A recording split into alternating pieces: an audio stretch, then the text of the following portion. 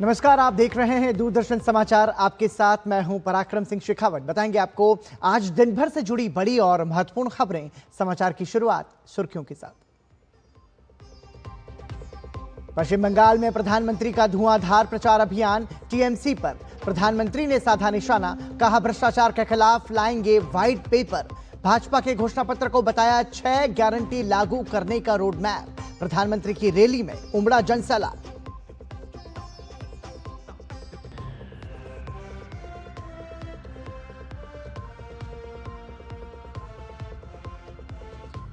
पश्चिम बंगाल में अमित शाह ने भरी हुंकार, टीएमसी का सिंडिकेट राज खत्म करने का किया वादा। ममता बनर्जी की भी ताबड़तोड़ रैली, चुनाव आयोग पर साधा निशाना।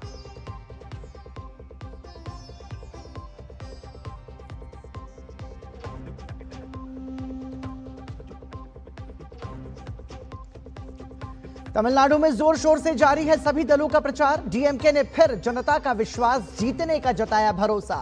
भाजपा का दावा, एनडीए के पक्ष में है जनता का रुझान। अभिनेता से नेता बने विजय की एंट्री से दिलचस्प हुआ चुनाव।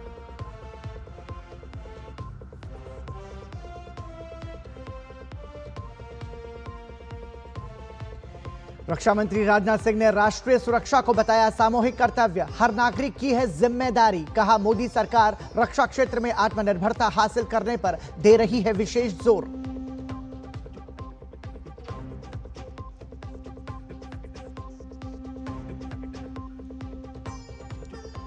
पश्चिम एशिया में जारी संकट के बीच अमेरिका और ईरान के बीच बातचीत। वहीं ट्रंप का दावा, अमेरिका सेना खाली करा रही है हॉर्मुज का रास्ता।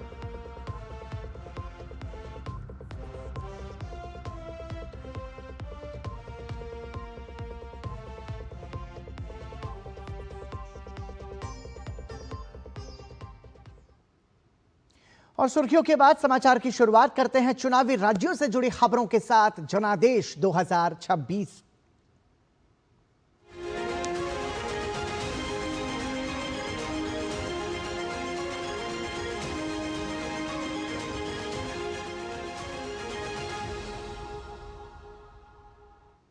प्रधानमंत्री नरेंद्र मोदी ने कहा है कि पश्चिम बंगाल में शरणार्थियों को सभी संवैधानिक अधिकार दिए जाएंगे और घुसपैठियों को निकाला जाएगा।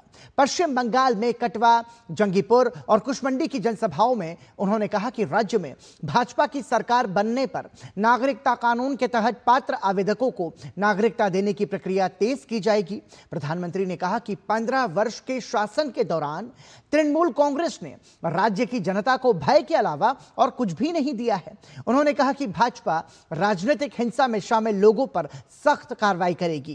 प्रधानमंत्री नरेंद्र मोदी ने सिलीगुड़ी में एक रोड शो भी किया, जिसमें अपार जनसमूह उमड़ पड़ा। इस दौरान प्रधानमंत्री के काफिले ने एम्बुलेंस को भी रास्ता दिया।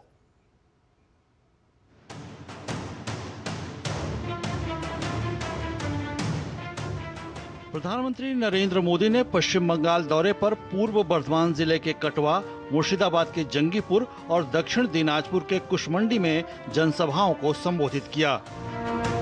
उन्होंने पश्चिम बंगाल में घुसपैठ व कल्याणकारी मुद्दों पर भारतीय जनता पार्टी का रुख स्पष्ट किया और वादा किया कि राज्य की सत्ता में आने पर मतुआ और नामशूद्र शरणार्थी परिवारों को नागरिकता देने की प्रक्रिया तेज की जाएगी। पीएम मोदी ने राज्य में तुष्टीकरण की राजनीति को खत्म करने के लिए समान नागरिक संहिता लागू करने का भरोसा दिलाया। वहीं घुसपैठ करने वाले लोगों को अपना बोरिया बिस्तर समेटने को भी कहा। जो बीजेपी सरकार बंगाल को एक और बड़ी चुनौती से मुक्ति दिलाएगी। जो भारत में घुसपैठ करके आया है, उसको भारत से खदेड़ा जाएगा। मैं हर घुसपैठिए से कहूंगा, वो अपना बोरिया बिस्तर बांध ले। और इतना ही नहीं, जिन्होंने घुसपैठ कराई, नकली कागज बनाए, यहां सरकारी योजनाओं से उनको जोड़ा, उन सब का भी हिसाब होगा। प्रधानमंत्री ने कहा कि मुख्यमंत्री ममता बनर्जी के 15 वर्षों के शासन ने बंगाल में भय का माहौल पैदा किया है। साथ ही उन्होंने महिला मतदाताओं से भाजपा के समर्थन में एकजुट होने का आह्वान किया। पीएम मोदी ने राज्य में भाजपा सरकार बनने पर युवाओं के लिए स्थानीय स्तर पर ही उच्च शिक्षा और रोजगार की सुविधा मुहैया कराने का वादा किया। महिलाओं के खाते में 3,000 रुपये सीधे पहुंचेगा। नौकरियों में 33% आरक्षण मिलेगा। बंगाल की बेटी अब डरेगी नहीं। बंगाल की बेटी अब असुरक्षित नहीं रहेगी। बंगाल की बेटी अब सम्मान और स्वाभिमान के साथ आगे बढ़ेगी।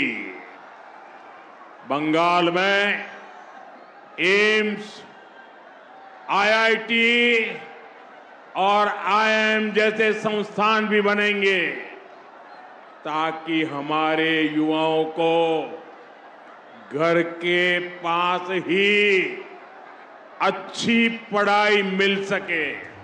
प्रधानमंत्री ने आरोप लगाया कि चुनाव में हार को भांपते हुए तृणमूल कांग्रेस साजिश रच रही है और एआई से तैयार वीडियो फैला रही है। उन्होंने लोगों से इस जाल में न फंसने का आग्रह किया। पीएम मोदी ने कहा कि विकसित बंगाल बनाने के लिए उन्होंने 6 गारंटी दी है, जिसमें टीएमसी के 15 साल के भ्रष्टाचार पर एक श्वेत पत्र लाना भी शामिल है। मोदी की गारंटी है कि बीजेपी सरकार भय को खत्म करके भरोसा कायम करेगी।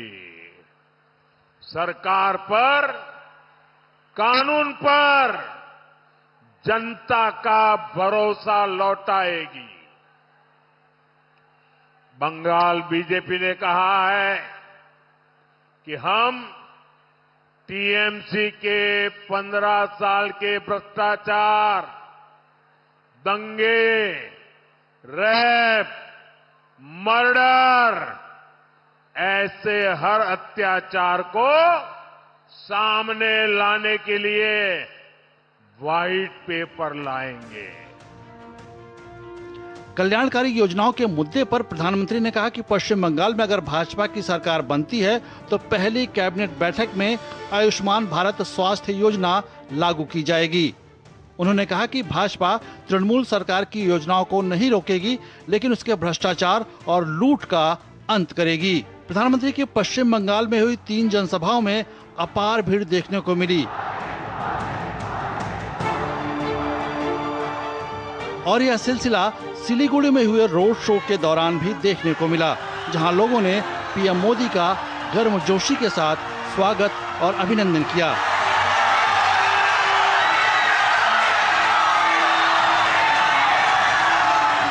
ब्यूरो इनपुट्स के साथ प्रसेनजीत बख्शी, उर्मिलेश और शैलेंद्र मिश्र की रिपोर्ट, डीडी न्यूज। पश्चिम बंगाल का चुनाव अब सिर्फ हार जीत का आंकड़ा नहीं रह गया है, बल्कि ये एक राजनीतिक महासंग्राम में तब्दील हो चुका है। दांव पर कुर्सी भी है और साख भी। भाजपा ने टीएमसी को भ्रष्टाचार और महिलाओं के सम्मान के मुद्दे पर घेर कर चक्रव्यूह रच दिया है, तो वहीं ममता बनर्जी बंगाली अस्मिता का कार्ड खेल रही हैं। इन सबके बीच ईडी के छापों ने भी सत्ता के गलियारों में भूकंप ला दिया है। बंगाल के रण में सियासी घमासा, हर दल ने झोंकी अपनी जान। कहीं शाह की ललकार तो कहीं दीदी का है वार। पश्चिम बंगाल में चुनाव प्रचार अब अपने चरम पर पहुंच गया है। सत्ता की इस महाजंग में आरोप प्रत्यारोप के तीर इस कदर चल रहे हैं कि बंगाल का सियासी पारा उफान मार रहा है। इसी क्रम में बांकुड़ा और पुरुलिया की धरती से भाजपा के वरिष्ठ नेता अमित शाह ने टीएमसी सरकार पर ऐसे तीर चलाए जिसकी चुभन सीधे कोलकाता तक महसूस की गई। शाह ने कानून व्यवस्था की रग पर हाथ रखा तो दावा किया कि बंगाल की माटी 300 से ज्यादा बीजेपी कार्यकर्ताओं के खून से लाल है। अमित शाह ने साथ ही आरजीकर दुष्कर्म की घटना और संदेश खाली में महिलाओं के शोषण का जिक्र करते हुए ममता सरकार पर आंखें मूंदने का आरोप लगाया। ममता बनर्जी जी, आप महिला मुख्यमंत्री हो, फिर भी आरजी कर संदेश खाली न जाना कितनी महिलाओं पर अत्याचार हुआ। ये ममता बनर्जी कहती है कि 7 बजे के बाद महिलाओं को घर के बाहर नहीं निकलना चाहिए। माताओं बहनों, भाजपा की सरकार बना दो, रात को 1 बजे भी बच्ची सुरक्षित रहेगी, कोई उंगली उठाकर देख नहीं। वहीं प्रदेश की मुख्यमंत्री ममता बनर्जी भी ताबड़तोड़ रैलियां कर बीजेपी नेताओं पर जमकर प्रहार कर रही हैं। एक बार फिर ममता ने प्रदेश में हुए एसआईआर के साथ साथ चुनाव आयोग की कार्यप्रणाली पर सवाल उठाया। ममता ने आरोप लगाया कि भाजपा ने निर्वाचन आयोग की मदद से भवानीपुर में मेरी उम्मीदवारी रद्द कराने की कोशिश की। এমনকি কালকে আমার ভোট কেন্দ্রে জেনে রাখুন, আমার নমিনেশন নিয়ে আমার নমিনেশন কাটবার জন্য ওই গদ্দাররা আমার নামে দুটো মিথ্যে অ্যাফিডেভিট করে আমার নমিনেশন ক্যান্সেল করার চেষ্টা করেছিল। পারেনি লাস্ট অবধি, কিন্তু মনে রাখবেন করেছিল, অনেক অসম্মান করেছিল যাতে আমি না দাঁড়াতে পারি। बंगाल के इस चुनावी शोर शराबे के बीच भ्रष्टाचार के जिन ने एक बार फिर सिर उठा लिया है। शनिवार को ईडी ने कथित शिक्षक भर्ती घोटाले में एक बार फिर एक्शन लेते हुए नए सिरे से ताबड़तोड़ छापेमारी की। ये छापे पूर्व शिक्षा मंत्री और टीएमसी के निलंबित नेता पार्थ चटर्जी और कुछ अन्य लोगों के ठिकानों पर मारे गए हैं। बता दें कि पार्थ चटर्जी टीएमसी के महासचिव और प्रमुख रणनीतिकार हुआ करते थे। ईडी ने जुलाई 2022 में ही उन्हें इस घोटाले में गिरफ्तार किया था। बहरहाल अब सवाल यह है कि चुनाव के बीच दावों और छापों की इस नई किस्त से बंगाल के चुनाव में किसका खेला होगा और किसका झमेला, यह देखना काफी दिलचस्प होगा। कोलकाता से सौरभ दत्ता के साथ ब्यूरो रिपोर्ट, डीडी न्यूज। पश्चिम बंगाल के कसबा विधानसभा में संविदा कर्मियों को सेक्टर ऑफिसर पद पर नियुक्त किए जाने के विरोध में भाजपा ने चुनाव आयोग को पत्र लिखा है। भाजपा नेता शिशिर बाजोरिया ने आरोप लगाया कि कसबा विधानसभा क्षेत्र में 21 संविदा कर्मियों को सेक्टर स्तर की जिम्मेदारियां दी गई हैं, जो चुनाव आयोग के नियमों के खिलाफ है। पत्र में इसे निष्पक्ष चुनाव प्रक्रिया के लिए खतरा बताते हुए आदेश पर रोक लगाने और संबंधित अधिकारी के खिलाफ कार्रवाई की मांग की गई है।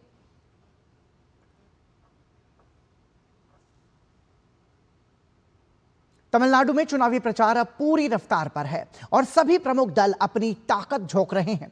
बड़े नेताओं की सक्रियता से मुकाबला और कड़ा हो गया है और सियासी बयानबाजी भी तेज होती दिख रही है। एआईएडीएमके गठबंधन की बात हो या डीएमके गठबंधन, सभी नेता कर रहे हैं अपनी अपनी जीत के दावे और अब सबकी नजर इस बात पर है कि यह हाई वोल्टेज कैंपेन वोटों में कितना बदल पाता है। तमिलनाडु में 23 अप्रैल को विधानसभा चुनाव होने वाले हैं। प्रदेश में चुनाव प्रचार चरम पर है। सभी प्रमुख दल पूरी ताकत के साथ मैदान में ताल ठोक रहे हैं। सभी दलों के स्टार प्रचारक विकास, रोजगार, सामाजिक कल्याण योजनाओं और क्षेत्रीय पहचान जैसे मुद्दों को लेकर मतदाताओं के बीच जा रहे हैं। रैलियों और रोड शो के जरिए नेता जनता का दिल जीतने की कोशिश में जुटे हैं। उप मुख्यमंत्री उदयनिधि स्टालिन ने भी तिरुचि में प्रचार किया। जनता के बीच प्रचार अभियान के दौरान मिल रहे जन समर्थन से उत्साहित मुख्यमंत्री एमके स्टालिन ने विधानसभा चुनाव में सत्तारूढ़ गठबंधन की व्यापक जीत का विश्वास जताया है। डीएमके नेता डॉक्टर टी सोमटे ने सीएम स्टालिन के कार्यों की तारीफ करते हुए दावा किया कि एआईएडीएमके गठबंधन तमिलनाडु में एक भी सीट नहीं जीत पाएगा। And Velachery, which was prone for heavy rains, have been improved by the present Dravidian model government under the leadership of our Chief Minister Muthuvel Karunanidhi Stalin. So we have executed a lot of wonderful things. Tamil Nadu people are with the DMK-led alliance. BJP and the ADMK alliance cannot even win a single seat in Tamil Nadu. वहीं एआईएडीएमके नेता पलानीस्वामी भी जोर शोर से चुनाव प्रचार में जुटे हैं। उन्होंने तिरुचिरापल्ली में जनता से वोट मांगा। वहीं बीजेपी भी पूरे दमखम के साथ चुनावी मैदान में ताल ठोक रही है। बीजेपी नेता के अन्नामलाई ने दावा किया कि जनता का रुझान एनडीए के पक्ष में है। इस सब के बीच चेन्नई में बीजेपी के एक नए मीडिया सेंटर का उद्घाटन किया गया, जो आधुनिक सुविधाओं और डिजिटल कनेक्टिविटी से लैस है। हम चुनाव के बीच में हैं। यह नया मीडिया सेंटर शुरू करने का उपयुक्त समय है। यह भविष्य में भी आपकी सेवा करता रहेगा और भारतीय जनता पार्टी और मीडिया के हमारे प्रिय मित्रों के बीच एक सेतु बना रहेगा। फ्रॉम द मीडिया, जनता का मन में बहुत क्लियर एजेंडा ई इलेक्शन में है। हमारा को एनडीए चाहिए, एआईएडीएम के लीडरशिप में एनडीए चाहिए। We will win with historic margin and historic numbers. Tamil Nadu चुनाव को और दिलचस्प बना रही है अभिनेता से नेता बने विजय की पार्टी टीवीके की एंट्री। चुनावी मैदान में उनके उतरने से वोट कटने का खतरा बढ़ गया है। माना जा रहा है कि अगर टीवीके अच्छा वोट शेयर ले जाती है तो बड़े दलों की जीत का अंतर काफी कम हो सकता है और सीधी टक्कर और भी रोमांचक बन सकती है। कयास ये भी लगाए जा रहे हैं कि इसका सीधा नुकसान डीएमके को पड़ सकता है। फिलहाल सभी दल अपनी अपनी जीत का दावा कर रहे हैं। नतीजे किसके पक्ष में होंगे ये तो 4 मई को ही पता चलेगा। निशांत राय के साथ ब्यूरो रिपोर्ट, डीडी न्यूज।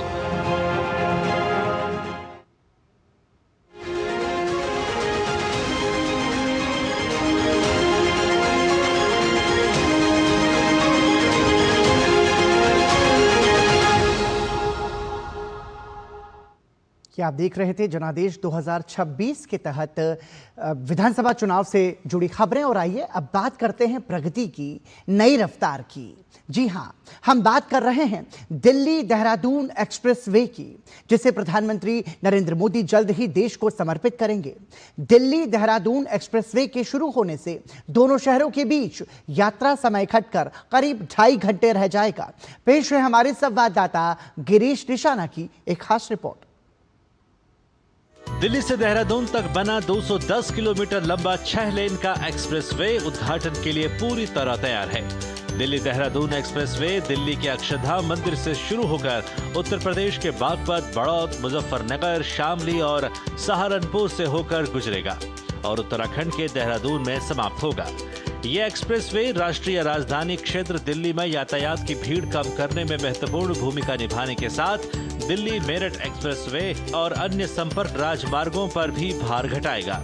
करीब 12,000 करोड़ रुपए की लागत से बन रहे इस एक्सप्रेसवे की निर्धारित गति सीमा 100 किलोमीटर प्रति घंटा है और इससे दिल्ली से देहरादून की यात्रा का समय मौजूदा करीब 6.5 घंटे से घटकर करीब 2.5 घंटे हो जाएगा। देश की राजधानी दिल्ली के लोग भी इस राष्ट्रीय राजमार्ग को लेकर काफी उत्साहित हैं। पहले वाले रोड पर चलते थे, मेरठ वगैरह, वहाँ बहुत ज़्यादा जाम में फंसते थे। ये बहुत शॉर्ट हो गया, बहुत कम समय में हो गया। ये बहुत बढ़िया वेल एंड गुड काम हो गया। इसकी कनेक्टिविटी सभी हाईवेयों से जुड़ी हुई हैं। ये सबसे बढ़िया लाभदायक है। एक किस्म का दूसरा पेरीफेरल समझो इसको, जो कि अक्षरधाम से पीछे से फरीदाबाद से निकल करके सीधा देहरादून तक अब सबको कनेक्ट जोड़ता जाता है। सर 2014 से पहले और 2014 के बाद का जो भारत है, तस्वीर बिल्कुल बदल चुकी है और अब एक नई सौगात मोदी जी ने दी है। दिल्ली से देहरादून मात्र 2.5 घंटे में, पहले 5 से 6 घंटे हमें लगते थे और इतना समय लगता था, फ्यूल खर्च होता था। और आज अगर हम 2.5 घंटे में वहाँ पर पहुँच रहे हैं तो इसका मतलब समय की भी बचत है और इकोनॉमिकली फ्यूल की भी बचत है। तो वो नेशनल सेविंग है और मोदी जी दिन प्रतिदिन रोज एक नई सौगात देश को दे रहे हैं। मैं तो इस विषय में यही कहूँगा कि भारत को एक देवदूत हमें मिला है जो भारत को ऊंचाइयों की राह पर लेके जा रहा है। दिल्ली देहरादून एक्सप्रेसवे के बनने से एक और दिल्ली एनसीआर से देहरादून पहुंचने का समय कम होगा। इससे पर्यटन को बढ़ावा मिलेगा, 4 धाम यात्रा के लिए कनेक्टिविटी में सुधार होगा। वहीं दूसरी ओर इससे आर्थिक गतिविधियों को भी बूस्ट मिलेगा। दिल्ली से अब देहरादून दूर नहीं, महज 2.5 से 3 घंटे में अब दिल्ली से देहरादून पहुंचा जा सकता है। जी हां, राष्ट्रीय राजमार्ग संख्या 709B बनकर तैयार हो चुका है, जिस पर दिल्ली से सहारनपुर के रास्ते महज 2.5 से 3 घंटे में देहरादून तक पहुंचा जा सकता है। कैमरामैन मुकेश कुमार के साथ गिरीश निशाना, डीडी न्यूज, दिल्ली। रक्षा मंत्री राजनाथ सिंह ने लखनऊ में आयोजित एक विशेष सम्मान समारोह में युद्ध वीरों और वीर नारियों को नमन किया। इस मौके पर उन्होंने कहा कि राष्ट्रीय सुरक्षा एक ऐसा विषय है जिसमें कोई भी व्यक्ति निष्क्रिय नहीं रह सकता। सैनिक सीमा पर अपनी जिम्मेदारी निभा रहे हैं, लेकिन देश के भीतर हमें यानी नागरिकों को और मीडिया को अपनी जिम्मेदारी उतनी ही गंभीरता से निभानी होगी।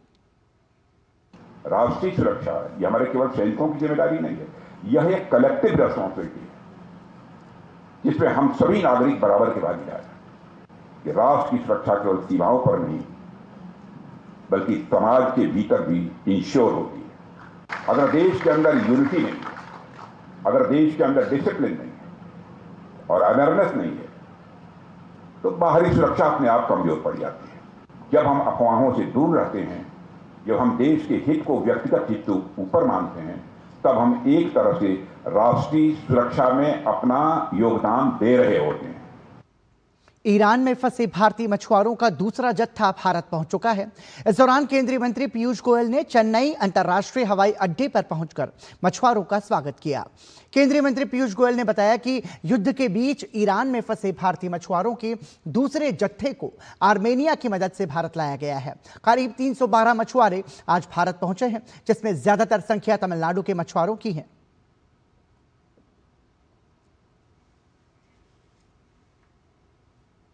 It's a matter of great delight that our farmer fishermen are back again and the fishermen are safe and sound and will go back to their families. The Prime Minister was very clear in his instructions that all the Indians stranded there should be brought back safe and sound. The Foreign Office had great difficulty to take them out of the war zone. They had to move them from Iran to Armenia. And we have been able to bring them by special flight from Armenia back home. फारस की खाड़ी से जग विक्रम पोत को लेकर राहत की खबर सामने आई है। केंद्रीय पत्तन पोत परिवहन और जलमार्ग मंत्री सर्बानंद सोनोवाल ने सोशल मीडिया प्लेटफॉर्म एक्स पर जानकारी दी। अपने संदेश में उन्होंने लिखा, भारतीय ध्वज वाला जग विक्रम पोत फारस की खाड़ी क्षेत्र से सफलतापूर्वक रवाना हो गया है। इसमें 24 भारतीय चालक दल के सदस्य सवार हैं। इस पोत में 20,412 मीट्रिक टन LPG है। इस पोत को 15 अप्रैल तक भारत आने की आशा है।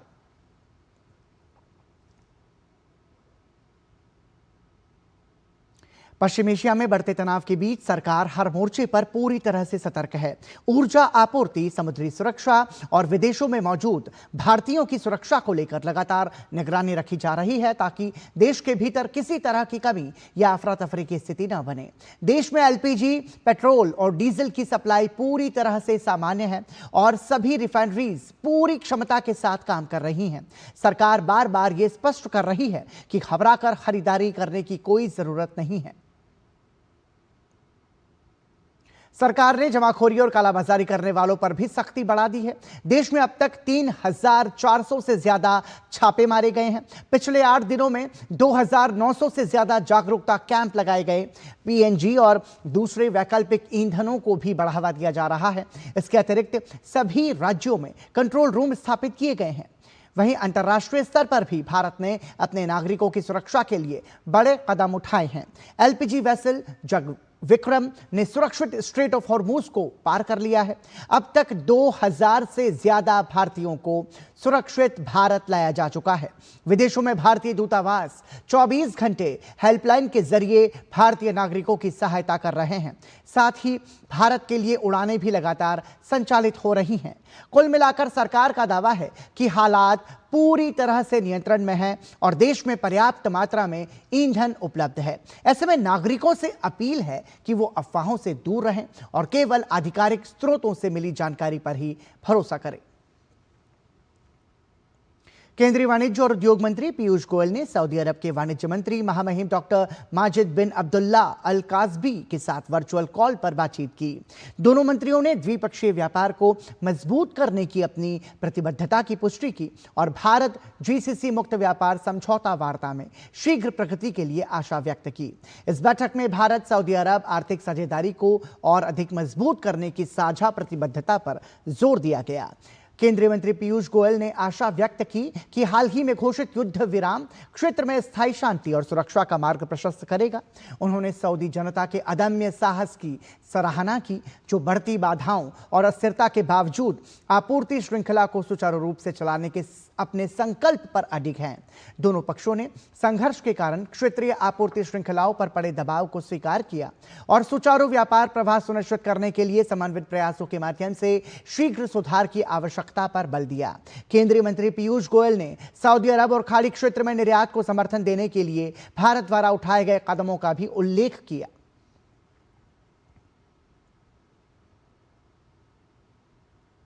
संयुक्त अरब अमीरात की अपनी 2 दिवसीय यात्रा के पहले दिन शनिवार को विदेश मंत्री डॉक्टर एस जयशंकर ने यूएई के उप प्रधानमंत्री और विदेश मंत्री अब्दुल्ला बिन जायद अल नहयान से मुलाकात की। डॉक्टर एस जयशंकर ने सोशल मीडिया प्लेटफॉर्म एक्स पर जानकारी साझा करते हुए अपने संदेश में लिखा कि यह मुलाकात बेहद सुखद रही। दोनों नेताओं के बीच क्षेत्रीय स्थिति में हो रहे बदलावों और उसके प्रभावों पर विस्तृत चर्चा हुई। विदेश मंत्री ने यूएई में रह रहे भारतीय समुदाय की भलाई और सुरक्षा सुनिश्चित करने के लिए यूएई सरकार के प्रयासों की सराहना की और आभार जताया। भारत के विदेश मंत्री डॉक्टर एस जयशंकर ने भारत और यूएई के बीच व्यापक रणनीतिक साझेदारी को आने वाले समय में और मजबूती देने की बात कही और दोनों देशों के संबंध नई ऊंचाइयों तक पहुंचने की आशा जताई। इससे पहले विदेश मंत्री डॉक्टर एस जयशंकर ने दौरे की शुरुआत वहां रह रहे भारतीय समुदाय के साथ संवाद के साथ की। डॉक्टर एस जयशंकर ने भारतीय समुदाय के सदस्यों से बातचीत करते हुए पश्चिम एशिया में जारी तनावपूर्ण हालात के बीच उनकी सुरक्षा और कल्याण के लिए भारत सरकार के प्रयासों की जानकारी दी। उन्होंने इस कठिन समय में स्थानीय समाज में भारतीय समुदाय के योगदान की सराहना की। साथ ही उन्होंने भारतीय समुदाय के कल्याण को सुनिश्चित करने में यूएई सरकार के सहयोग की भी प्रशंसा की।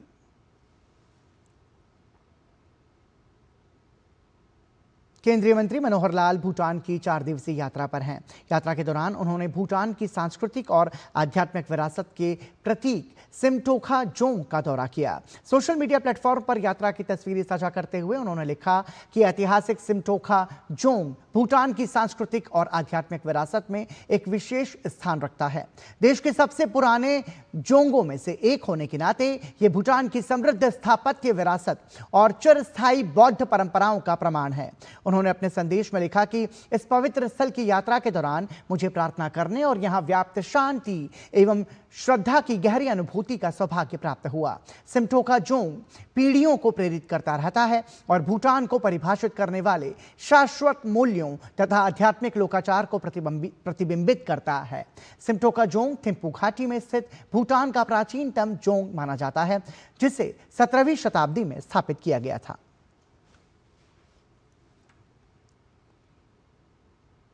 केंद्रीय मंत्री मनोहर लाल ने भूटान के अवसंरचना एवं परिवहन मंत्री ल्योम्पो चंद्र बहादुर गुरुंग के साथ बैठक की।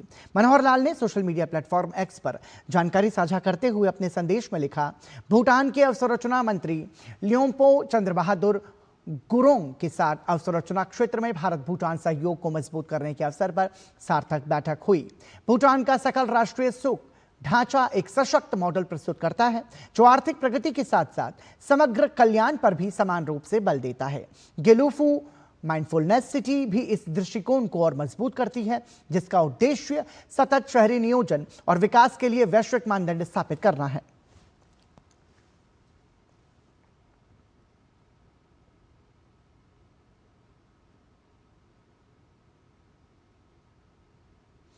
बिहार के कटिहार जिले में NH-31 पर भीषण सड़क हादसे में 10 से अधिक लोगों की दर्दनाक मौत हो गई, जबकि कई लोग घायल हो गए हैं।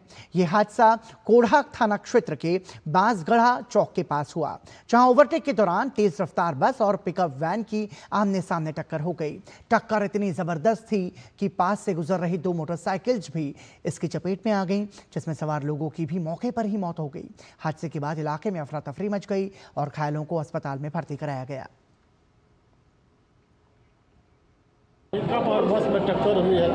पिकअप पर करीब 35-40 की संख्या में बैठे हुए थे, उसी में लगभग 10 की मृत्यु हो गई है। लोग पूर्णिया जिला के हैं, ड्राइवर को भी जख्मी है और करीब 25-30 आदमी और जख्मी है, जिसको इलाज को भेजा गया। रक्षा क्षेत्र में भारत अमेरिका सहयोग को और मजबूत करने के उद्देश्य से अमेरिकी वायुसेना के chief of staff general Kenneth Wilsbach ने भारतीय वायुसेना प्रमुख air chief marshal AP Singh की मेजबानी की।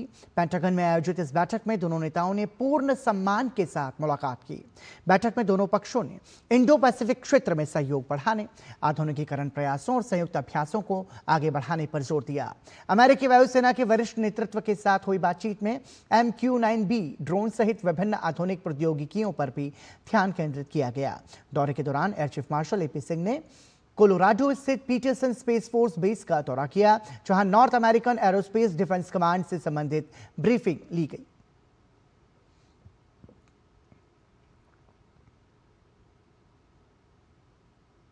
केंद्र सरकार ने 33% महिला आरक्षण विधेयक पर मंथन के लिए 16 से 18 अप्रैल तक 3 दिवसीय संसद का विशेष सत्र बुलाया है। देश की लोकतांत्रिक प्रक्रिया में महिलाओं की भागीदारी बढ़ाने की दिशा में यह एक बड़ा कदम है।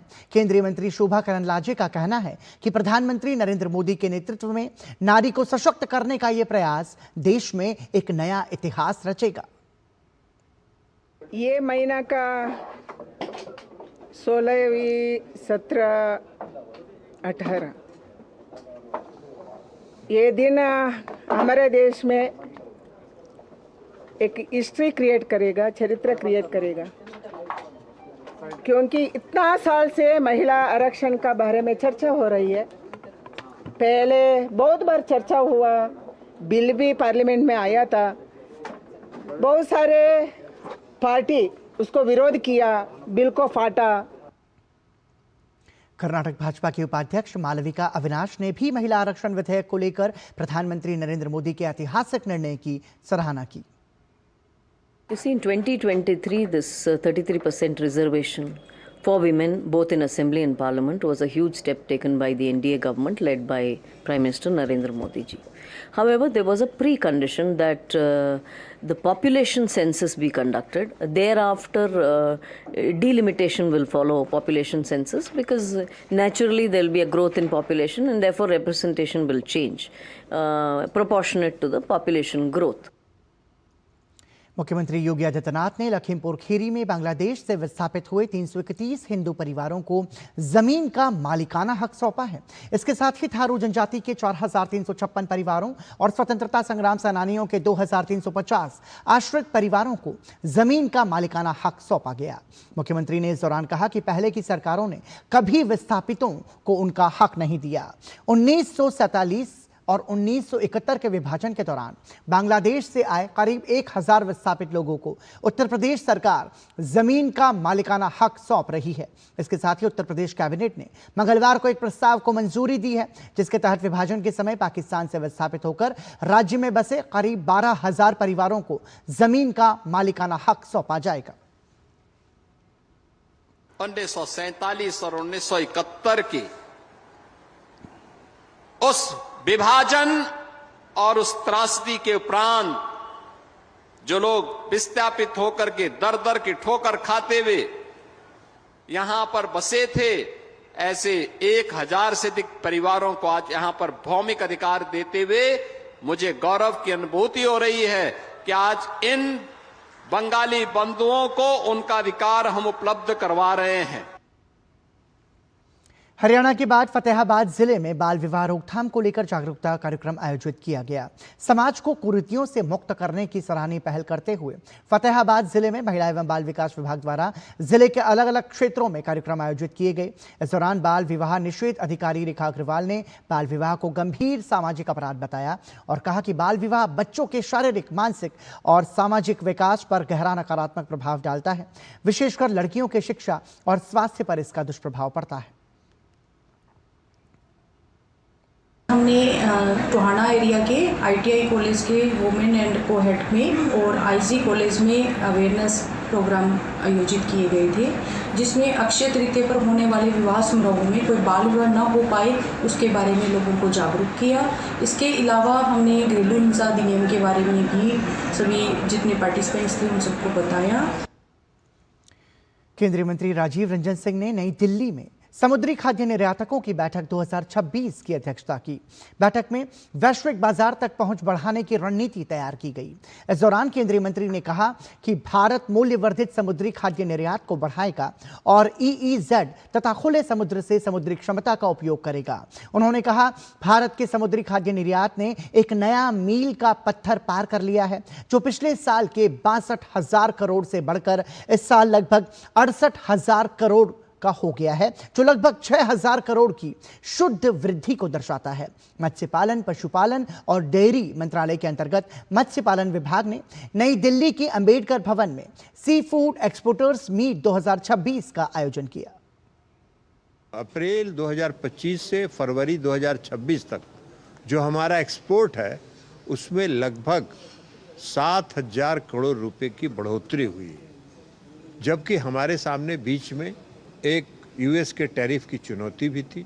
उस चुनौती को स्वीकार करते हुए विश्व के कई देशों में हमारे सी फूड एक्सपोर्टर्स एक्सपोर्ट कर रहे हैं, उसको लगातार बढ़ा रहे हैं। उसको और कितना ज़्यादा से ज़्यादा बढ़ाकर हम लोग 1 lakh crore sea food export के लक्ष्य को लेकर काम कर रहे हैं। भारतीय वन्यजीव संरक्षण के इतिहास में एक नई उपलब्धि जुड़ गई है, जहां मध्य प्रदेश के कूनो नेशनल पार्क में पहली बार किसी भारतीय मादा चीता ने खुले जंगल में शावकों को जन्म दिया है। यह ऐतिहासिक सफलता न सिर्फ प्रोजेक्ट चीता के लिए मील का पत्थर है, बल्कि देश में चीतों की प्राकृतिक रूप से बसने और बढ़ने की दिशा में एक बड़ा कदम भी है। पर्यावरण मंत्री भूपेंद्र यादव ने अपने सोशल मीडिया प्लेटफॉर्म एक्स पर पोस्ट साझा करते हुए अपने संदेश में लिखा कि मध्य प्रदेश के कूनो नेशनल पार्क से एक ऐतिहासिक और गर्व का पल सामने आया है। उन्होंने बताया कि कूनो नेशनल पार्क में भारत के चीता पुनर्वास अभियान को बड़ी सफलता मिली है।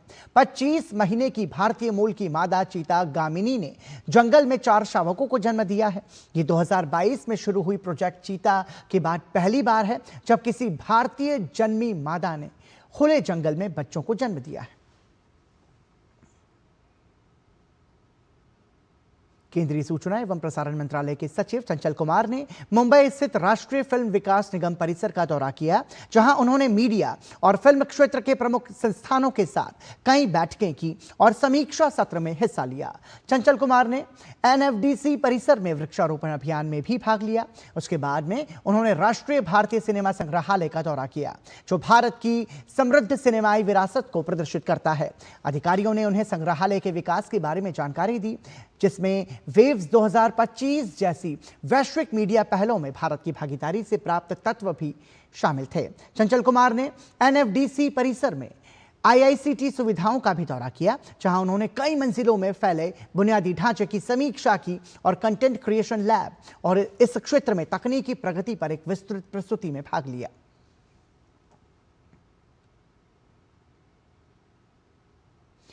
देश भर के नेशनल हाईवे टोल प्लाजा पर अब टोल भुगतान पूरी तरह से डिजिटल हो गया है। सरकार ने टोल कलेक्शन सिस्टम को तेज और पारदर्शी बनाने के लिए यह बड़ा फैसला लिया है। 10 अप्रैल 2026 से देश के ज्यादातर टोल प्लाजा पर कैश पेमेंट पूरी तरह से बंद कर दिया गया है। अब टोल भुगतान सिर्फ फास्टैग या UPI से ही होगा। यह पहल टोल सिस्टम को अधिक पारदर्शी और तेज बनाने का प्रयास है। हालांकि आगामी चुनाव के चलते आदर्श आचार संहिता के चलते कुछ राज्यों में यह फिलहाल लागू नहीं हो रहा है। और आपको बता दें कि इस नई व्यवस्था से ट्रैफिक आसान होगा और यात्रियों को टोल प्लाजा पर लंबी कतारों से राहत मिलेगी। हालांकि यात्रियों को अपना फास्टैग एक्टिव रखने और UPI को तैयार रखने की भी सलाह दी गई है, ताकि टोल प्लाजा पर किसी तरह की असुविधा का सामना न करना पड़े। भारत की डिजिटल अर्थव्यवस्था की रीढ़ बन चुका यूनिफाइड पेमेंट्स इंटरफेस यानी UPI अपने 10 वर्ष पूरे कर चुका है। कतारों से QR कोड तक, कैश से कैशलेस तक की ये यात्रा सिर्फ तकनीकी बदलाव नहीं है, बल्कि ये देश के आर्थिक सशक्तिकरण की, डिजिटल इंडिया की एक बड़ी कहानी भी है। देखिए हमारी खास रिपोर्ट। कुछ समय पहले तक एक साधारण वित्तीय लेन देन करना आसान नहीं था। बिल जमा करने के लिए लोगों को लंबी कतारों में खड़ा होना पड़ता था, पैसे भेजने के लिए बैंक जाना पड़ता था, फॉर्म भरने पड़ते थे और कई दिनों तक इंतजार करना पड़ता था। देश के लाखों लोग ऐसे थे जिनके पास बैंकिंग सुविधाएं नहीं थी। जिसकी वजह से वो औपचारिक वित्तीय व्यवस्था से बाहर रह जाते थे। इस स्थिति में एक तेज, सरल और समावेशी प्रणाली की जरूरत महसूस की जा रही थी। 2016 में 11 अप्रैल को national payments corporation of India यानी NPCI ने यूनिफाइड पेमेंट्स इंटरफेस यानी UPI की शुरुआत की। इस शुरुआत ने देश में भुगतान प्रणाली को पूरी तरह बदल दिया। इस प्लेटफॉर्म के माध्यम से बैंक खाते एक वर्चुअल पेमेंट एड्रेस से जोड़ दिए गए। अब उपयोगकर्ता को न तो बैंक खाता संख्या याद रखने की जरूरत है और न ही IFSC कोड भरने की जरूरत। मोबाइल फोन, UPI ID और सुरक्षित प्रमाणीकरण के माध्यम से पलक झपकते ही पैसा भेजना और भुगतान करना संभव हो गया। UPI की सबसे बड़ी ताकत इसकी व्यापक पहुंच और इंटरऑपरेबिलिटी है। इसका उपयोग तेजी से बढ़ा है और ये देश की डिजिटल अर्थव्यवस्था का एक महत्वपूर्ण हिस्सा बन चुका है। UPI ने न सिर्फ भुगतान प्रणाली को आसान बनाया, बल्कि इसने लोगों की वित्तीय भागीदारी को भी बढ़ाया। साल 2021 में जहां 216 बैंक इससे जुड़े थे, वहीं जनवरी 2026 तक ये संख्या बढ़कर 691 हो गई। अकेले बीते जनवरी के महीने में UPI के जरिए 2170 करोड़ रुपए से अधिक का लेन देन हुआ। UPI की देश के 81% खुदरा डिजिटल लेन देन में हिस्सेदारी है। वैश्विक रियल टाइम भुगतान में UPI का 49% योगदान है। संख्या के आधार पर UPI दुनिया की सबसे बड़ी रियल टाइम भुगतान प्रणाली है। UPI अब सिर्फ भारत तक सीमित नहीं रहा है, बल्कि ये वैश्विक स्तर पर भी अपनी पहचान बना चुका है। संयुक्त अरब अमीरात, सिंगापुर, नेपाल, भूटान, फ्रांस और मॉरिशस जैसे कई देशों में इसकी पहुंच बढ़ रही है। अंतर्राष्ट्रीय मुद्रा कोष और विश्व बैंक जैसे संस्थानों ने भी इसकी सफलता की सराहना की है। एक दशक से भी कम समय में UPI ने भारत को दुनिया की सबसे बड़ी रियल टाइम भुगतान अर्थव्यवस्था बना दिया है। कतारों से QR कोड तक की ये यात्रा आज डिजिटल और समावेशी भारत की पहचान बन चुकी है। Bureau report, DD news. शांति की टेबल या युद्ध का नया अखाड़ा? अमेरिका और ईरान में कोई झुकने को तैयार नहीं। ईरान की जिद लेबनान को बचाओ और जंग का हर्जाना चुकाओ, वहीं अमेरिका का सबसे बड़ा अल्टीमेटम परमाणु कार्यक्रम को जड़ से मिटाओ। क्या बातचीत से होगा शांति का समाधान या फिर होगा बड़ा घमासान? लेबनान से लेकर हॉर्मुज स्ट्रेट तक एक नया सस्पेंस है। आगे क्या होगा, पूरी दुनिया की नजर इसी पर है। एक तरफ शांति की टेबल, दूसरी तरफ अड़े हैं दोनों पक्ष। क्या निकलेगा शांति का हल या फिर होगा पलटवार? 28 फरवरी 2026 ये वो तारीख है जब एक ऐसी जंग का आगाज हुआ जिसने पूरी दुनिया को झकझोर कर रख दिया है। अमेरिका, इजराइल और ईरान के बीच भड़के इस महासंग्राम ने खाड़ी देशों में ऐसा तूफान ला दिया है कि दुनिया के सामने ऊर्जा का एक अभूतपूर्व संकट खड़ा हो गया है। विनाश के इस खौफनाक मंजर के बीच अब कूटनीति की टेबल तो सजी, लेकिन दोनों ही पक्ष अपनी अपनी जिद पर अड़े नजर आए। टेबल पर अमेरिकी प्रतिनिधिमंडल की कमान उपराष्ट्रपति JD वेंस, स्टीव विटकॉफ और जेरेड कुशनर के हाथों में रही, तो वहीं तेहरान की तरफ से ईरानी संसद के अध्यक्ष मोहम्मद बगर गालिबाफ और विदेश मंत्री अब्बास अरागची मोर्चा संभालते हुए नजर आए। मांगों की इस रस्साकशी में ईरान ने अपना एजेंडा मेज पर रखा, जिसमें तेहरान की सबसे बड़ी मांग है कि लेबनान पर इजराइल के हमले तुरंत रोके जाएं। इसके अलावा ईरान युद्ध में हुए नुकसान का भारी हर्जाना अमेरिका और कतर सहित अन्य देशों के बैंकों में फ्रीज की गई अपनी संपत्तियों की बहाली चाहता है।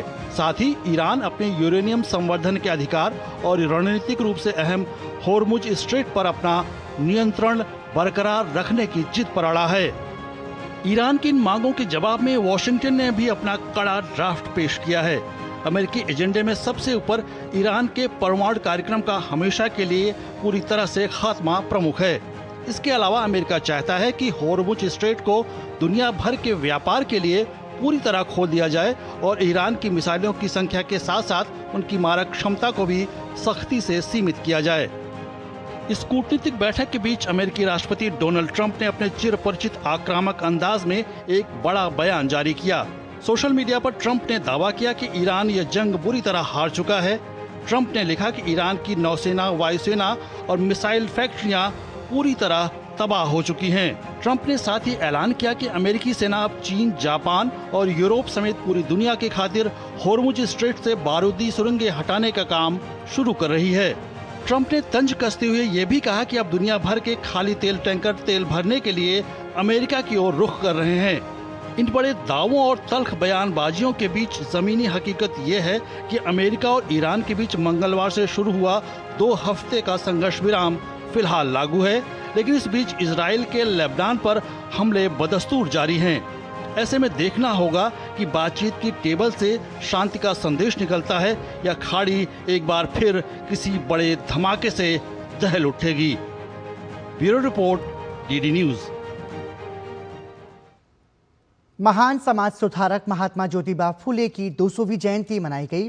महात्मा फुले ने शिक्षा को समाज में सकारात्मक परिवर्तन का सबसे सशक्त माध्यम बनाकर वंचितों, शोषितों और महिलाओं के लिए नए अवसरों के द्वार खोले। इस अवसर पर संसद भवन में भी एकजुटता की तस्वीर देखने को मिली, जब सत्ता पक्ष और विपक्ष के नेता एक साथ महात्मा फुले की प्रतिमा के सामने नतमस्तक नजर आए। राष्ट्रपति द्रौपदी मुर्मू, उपराष्ट्रपति सीपी राधाकृष्णन, प्रधानमंत्री नरेंद्र मोदी और लोकसभा अध्यक्ष ओम बिरला सहित विभिन्न दलों के नेताओं ने महात्मा फुले को पुष्पांजलि अर्पित कर उन्हें नमन किया।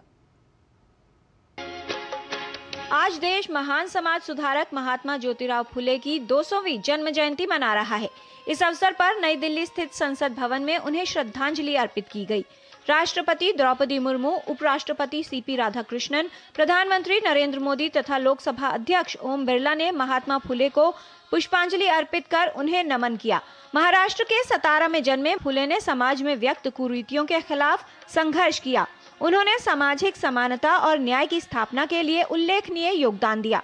प्रधानमंत्री नरेंद्र मोदी ने 11 अप्रैल को विशेष दिन बताते हुए महान समाज सुधारक महात्मा ज्योतिबा फुले के योगदान को याद करते हुए एक आलेख लिखा। पीएम ने अपने आलेख में उनके जीवन को नैतिक साहस, आत्मचिंतन और समाज के हित के लिए अटूट समर्पण का प्रेरक उदाहरण बताया। पीएम ने लिखा कि उनका जीवन हमें सिखाता है कि समाज की शक्ति को जनहित और नैतिक मूल्यों से जोड़कर भारत में क्रांतिकारी बदलाव लाए जा सकते हैं। पीएम ने लिखा कि महात्मा ज्योतिराव फुले 200 साल बाद भी केवल इतिहास का नाम नहीं बल्कि भारत के भविष्य के मार्गदर्शक बने हुए हैं। पीएम ने लिखा कि शिक्षा के प्रति उनका दृष्टिकोण हमें आज भी बहुत प्रेरित करता है। पिछले 1 दशक में भारत ने युवाओं के लिए रिसर्च और इनोवेशन को बहुत प्राथमिकता दी है। पीएम ने लिखा कि उनका सत्य शोधक समाज आधुनिक भारत के सबसे महत्वपूर्ण समाज सुधार आंदोलनों में से एक था। पीएम ने सावित्रीबाई फुले के योगदान को भी नमन किया। समाज सुधारक, विचारक और नारी शिक्षा के अग्रदूत महात्मा ज्योतिबा फुले की जयंती पर लोकसभा स्पीकर ओम बिरला ने नमन करते हुए एक्स पर लिखा, महात्मा फुले ने शिक्षा को समाज में सकारात्मक परिवर्तन का सबसे सशक्त माध्यम बनाकर वंचितों, शोषितों और महिलाओं के लिए नए अवसरों के द्वार खोले। तो वहीं केंद्रीय गृह मंत्री अमित शाह ने लिखा, ज्योतिबा फुले जी शिक्षा को समाज सुधार का सबसे प्रभावी माध्यम मानते थे। उन्होंने महिलाओं की शिक्षा के लिए अभूतपूर्व कार्य किए तथा सत्य शोधक समाज की स्थापना कर समाज में समानता और न्याय की दिशा में महत्वपूर्ण योगदान दिया। इसके साथ ही कई बड़े नेताओं ने ज्योतिबा फुले को नमन करते हुए समाज में समानता और न्याय की दिशा में उनके महत्वपूर्ण योगदान को याद किया। देश में सामाजिक समता के अग्रदूत, सामाजिक न्याय का आह्वान करने वाले ज्योतिबा फुले और उनकी पत्नी सावित्रीबाई फुले ने देश में सामाजिक सुधार से लेकर और परंपरागत जो रूढ़िगत चुनौतियां थी उनके लिए अद्भुत काम किया। और जिस प्रकार से नारी वंदन अधिनियम के तहत महिलाओं के आधार को सुरक्षित करने का काम कर रहे हैं, हम मानते हैं कि ज्योतिराव फुले जी के आदर्शों पे माननीय प्रधानमंत्री जी ने महिलाओं को हमेशा सम्मान, स्वाभिमान और सुरक्षा देने में सफलता पाई है। लोकसभा में विपक्ष के नेता राहुल गांधी ने भी महात्मा ज्योतिबा फुले की जयंती पर उन्हें पुष्पांजलि अर्पित की। ज्योतिराव फुले भारतीय समाज के उन महान सुधारकों में से एक थे जिन्होंने अपने विचारों और कार्यों से सामाजिक क्रांति की मजबूत नींव रखी। उनके अनमोल विचार आज भी समानता, शिक्षा और मानवता की राह दिखाते हैं। Bureau report, DD news. Kyrgyzstan के बिश्केक में आयोजित एशियन रेसलिंग चैंपियनशिप में भारत ने शानदार प्रदर्शन किया। प्रतियोगिता के दूसरे दिन सुजीत और अभिमन्यु ने स्वर्ण पदक जीतकर देश का गौरव बढ़ाया। अंडर 23 विश्व चैंपियन सुजीत ने पुरुषों के 65 किलोग्राम फ्री स्टाइल फाइनल में उज्बेकिस्तान के उमेदजोन जलोलोव को 8-1 से हराकर दबदबा दिखाया। इस जीत के साथ ही वो 2019 में बजरंग पुनिया के बाद इस वर्ग में एशियन चैंपियनशिप का खिताब जीतने वाले पहले भारतीय बने। मुकाबले की शुरुआत में सुजीत को कड़ी चुनौती मिली, लेकिन दूसरे राउंड में उन्होंने आक्रामक खेल दिखाते हुए मैच को अपने नाम कर लिया।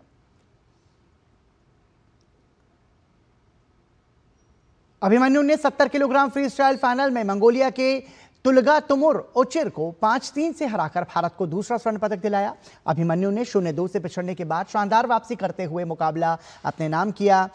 79 किलोग्राम वर्ग में संदीप मान के पास भारत के लिए तीसरा स्वर्ण जीतने का मौका था, लेकिन वो करीबी मुकाबले में 1-2 से हार गए। इससे पहले अंकुश ने 57 किलोग्राम फ्री स्टाइल में जापान के फुगा सासाकी को 8-2 से हराकर कांस्य पदक जीता। इसके साथ ही भारत के खाते में कुल 2 स्वर्ण, 4 रजत और 8 कांस्य पदक हो गए हैं। अब अंतिम दिन भारत के पास 2 और स्वर्ण जीतने का मौका है। पेरिस ओलंपिक कांस्य पदक विजेता अमन 61 किलोग्राम और मुकुल दहिया 86 किलोग्राम के फाइनल में पहुंच गए।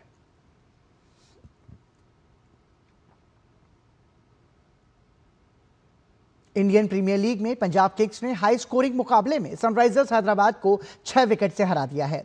न्यू चंडीगढ़ में खेले गए इस मुकाबले में सनराइजर्स ने जीत के लिए मिले 220 रन के लक्ष्य को पंजाब किंग्स ने 18 ओवर और 5 गेंदों में 4 विकेट पर 223 रन बनाकर हासिल कर लिया। पंजाब किंग्स के लिए कप्तान श्रेयस अय्यर, प्रभसिमरन सिंह और प्रियांश आर्या ने अर्धशतक लगाकर टीम की जीत में महत्वपूर्ण भूमिका निभाई।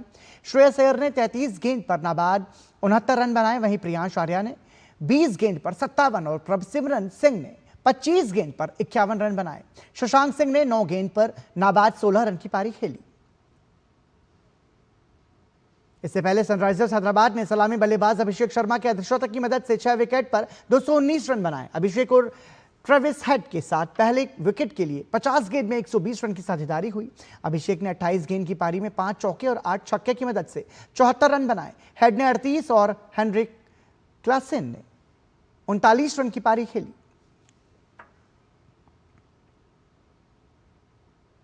रियल मैड्रिड के स्टार खिलाड़ी विनीशियस जूनियर ने एक बार फिर नस्लीय टिप्पणी के मुद्दे को उठाया है। उन्होंने जोर देकर कहा कि खेल हो या कोई अन्य क्षेत्र, नस्लवाद खत्म होना चाहिए।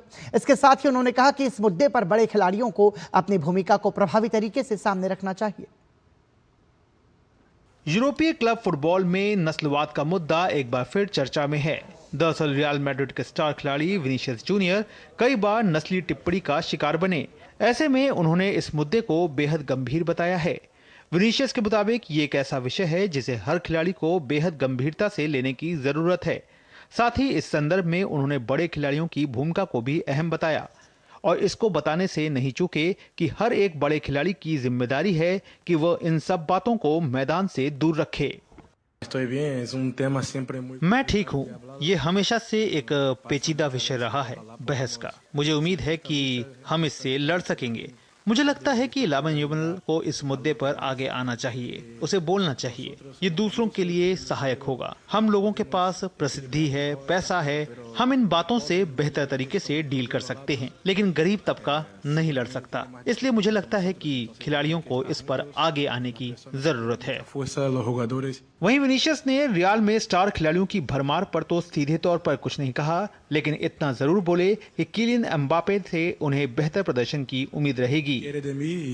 मुझे बहुत खुशी है कि मेरे साथ कई बड़े खिलाड़ी हैं, जिसमें से एक किलियन एम्बापे हैं। मुझे पूरी उम्मीद है कि एम्बापे बेहतरीन खेल दिखाने में हरदम आगे रहेंगे। वैसे जिस तरह से रियल मैड्रिड को चैंपियंस लीग के क्वार्टर फाइनल के पहले लेग में हार मिली है, वो निश्चित रूप से इस बहस को तेजी देगा कि क्या ये भरमार ही रियल की हार का बड़ा कारण बनती जा रही है। फिलहाल रियल मैड्रिड की नजर अब अगले हफ्ते म्यूनिक में होने वाले क्वार्टर फाइनल के दूसरे लेग पर टिकी है, जहां टीम को बड़े अंतर से जीत दर्ज करना होगा। वहीं जहां तक नस्लवाद का मुद्दा है, तो विनीशियस का ये बयान जाहिर तौर पर कहीं न कहीं एक नई सोच को सामने रखेगा। Sports desk, DD news. और इसी के साथ समाचार में अभी के लिए इतना ही। दीजिए अनुमति। नमस्कार।